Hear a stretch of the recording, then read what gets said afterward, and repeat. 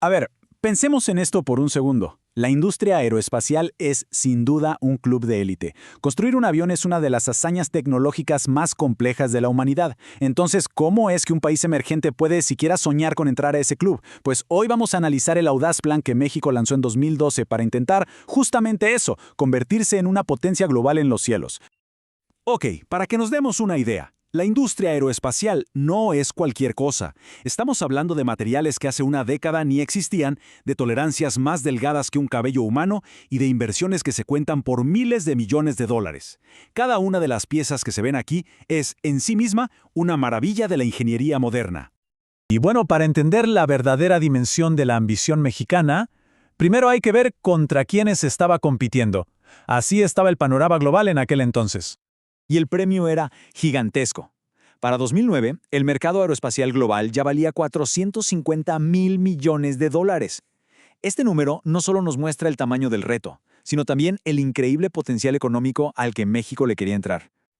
Ahora, lo que nos dice esta tabla es clave. Esto era un club, y uno muy exclusivo. Por años, este sector ha estado dominado por un puñado de gigantes industriales, con Estados Unidos, jugando en una liga completamente aparte. Así que esa era la pregunta del millón, ¿no? ¿Cómo se le hace para entrar a un club tan cerrado? Porque no es suficiente con quererlo, se necesita una estrategia impecable. Y es justo ahí donde empieza la historia de México.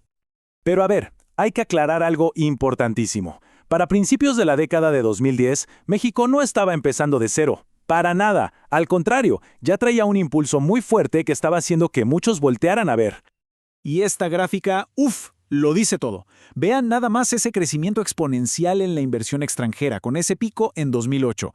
El mundo ya no solo veía a México como un lugar de manufactura barata, sino como un socio estratégico para el futuro de la industria. Y este número, 248, es la prueba. Para el año 2011 ya había casi 250 empresas del sector aeroespacial operando en el país. O sea, ya se estaba formando una base industrial sólida, un verdadero ecosistema. ¿Y cuál era una de las cartas más fuertes de México? El costo, claro. Ofrecía ahorros en manufactura de hasta un 30% comparado con los centros de producción de siempre. Una ventaja competitiva clave. Y aquí es donde la historia se pone buena. Si había tanto potencial y ventajas tan claras, ¿por qué México no estaba ya en la cima? ¿Qué pieza faltaba en el rompecabezas? Y aquí está el meollo del asunto. El informe de 2012 hizo un diagnóstico brutalmente honesto. Por un lado, fortalezas que nadie podía negar. La cercanía con Estados Unidos, mano de obra calificada y competitiva. Pero por el otro, las debilidades eran críticas. Una cadena de suministro local muy débil, lo que obligaba a importar muchas piezas clave, faltaban ingenieros y técnicos súper especializados y la infraestructura tecnológica pues no daba el ancho. En resumen, México era muy bueno ensamblando, pero no tanto creando. Entonces, con este diagnóstico tan claro sobre la mesa, pues no se podían quedar de brazos cruzados. Hacía falta un plan de ataque. Y así nació una hoja de ruta, una estrategia nacional diseñada para convertir esas debilidades en fortalezas. Su nombre, Pro Aéreo 2012-2020. Y ojo, que esto no era un simple papel con buenas intenciones, no. Era un programa de choque, diseñado para rediseñar desde cero las capacidades de México en este sector. A ver, veamos la arquitectura del plan. Se basaba en 5 pilares, y cada uno estaba diseñado para atacar directamente una de las debilidades que ya vimos. ¿Que faltaba innovación? Pilar 1, a fomentar la investigación. Cadena de suministro débil, Pilar 2, a desarrollar proveedores nacionales. Pocos especialistas, Pilar 3, a crear capital humano de élite. Y claro, para que todo esto funcionara, había que atraer más y mejor inversión y poner reglas del juego claras. Listo, ya tenemos el plan. Ahora, ¿a dónde querían llegar? Es decir, ¿cómo se vería el éxito si todo salía como estaba planeado para el año 2020? Y esto me parece muy inteligente. El plan era súper ambicioso, sí, pero también tenía los pies en la tierra. Los estrategas sabían que el futuro es impredecible. Por eso, como se ve en estos gráficos, no se pusieron una sola meta, sino 3 escenarios. Uno pesimista por si las cosas no salían bien.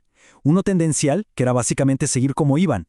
Y luego estaba el escenario optimista, la gran apuesta, lo que se podía lograr si el plan se ejecutaba a la perfección.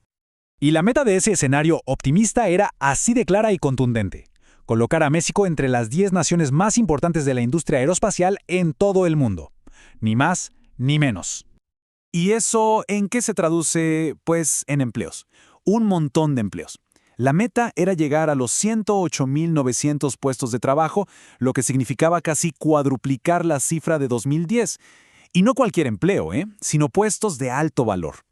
Y por el lado comercial, la ambición era igual de impresionante. Multiplicar las exportaciones hasta llegar a los 12.200 millones de dólares. Estamos hablando de un crecimiento de casi el 400%. Una locura. Entonces la pregunta es, ¿cuál era la receta? El cómo para que este plan tan ambicioso no se quedara solo en un sueño. Creo que esta frase lo resume todo a la perfección.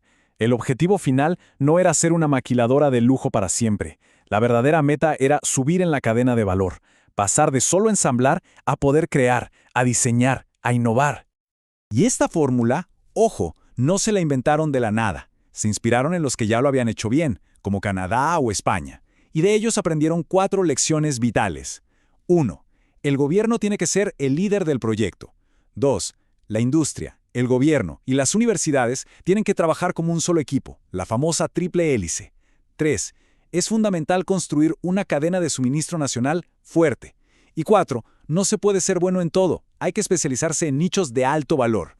Y todo esto nos deja con una reflexión final, que es quizá la más importante. Tener un plan estratégico es fundamental, es el mapa que te dice a dónde vas. Pero el verdadero reto está en el viaje, en la ejecución del día a día y en saber adaptarte. La pregunta sobre qué se necesita realmente para que una nación logre una transformación industrial de este calibre, bueno, sigue siendo tan relevante hoy como lo fue en aquel entonces.